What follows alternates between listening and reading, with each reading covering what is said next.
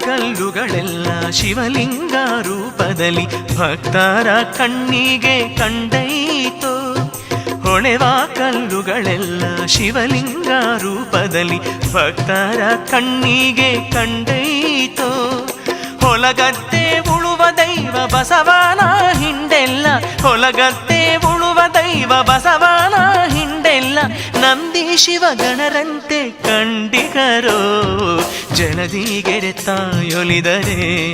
ನಮ್ಮಯ ಬಾಳೆಲ್ಲ ಬಂಗಾರವು.